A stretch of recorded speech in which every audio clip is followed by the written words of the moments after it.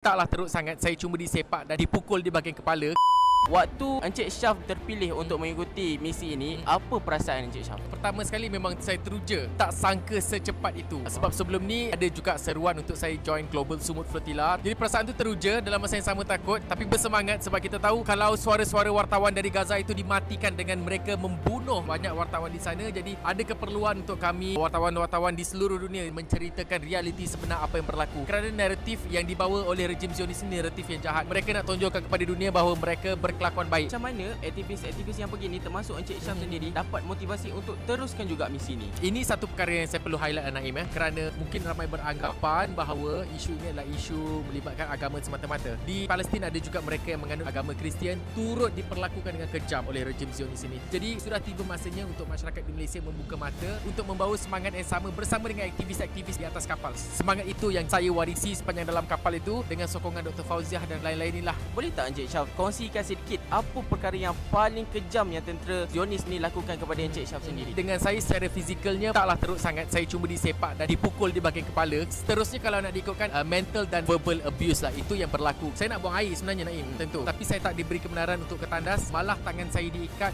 mata saya ditutup, saya diletakkan dalam van Black Maria dengan suhu yang sangat sejuk hampir 4 ke 5 jam sebelum kita sampai ke penjara. Melalui pembacaan saya lah, yang mana tentera Zionis ni sebenarnya penakut tentang kisah topi tu. Meremang bulu roma bercakap ni. Sebab dalam keadaan yang saya takut, saya cuba untuk menenangkan diri. Ada seorang makcik yang berada di sebelah saya ketika itu, ketika melihat askar ini mencuri topi dia dan pakai topi dia sewaktu dalam kapal tu, Makcik Syam berani untuk bertentang mata dan memberikan isyarat kepada askar tersebut bahawa topi yang kau pakai itu ialah topi aku. Bayangkan tanah Palestin dicuri, air dicuri, tanaman dicuri, takkan topi aku pun kau nak curi? Dia berani melawan kerana mengenangkan solidariti bersama dengan masyarakat Palestin. Dalam banyak-banyak keadaan, ada tak satu ketika terdetik this is the end, aku takkan balik lah lepas ni? Sebenarnya waktu first kapal kami kena intercept, apa yang terjadi dalam misi-misi sebelum ni, bila askar Israel mendekati sesuatu kapal mengepung ke, semua aktivis yang terlibat akan dapat makluman lebih awal. Itu tak terjadi kepada kami.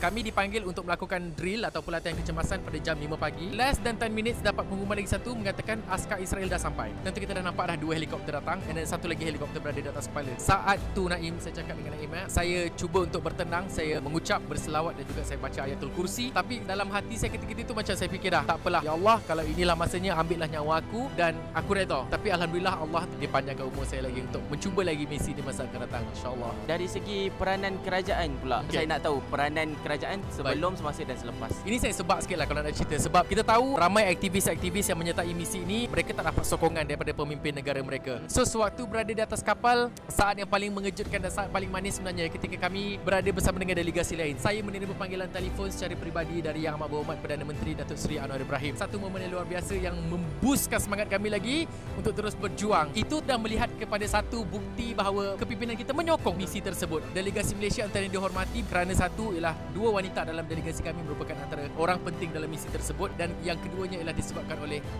Perdana Menteri kita. Sedikit kata-kata untuk penonton. Baik, betulkan niat dan teruslah kita bersolidariti bersama dengan mereka yang berada di bumi Gaza dan bumi Palestin, insya-Allah.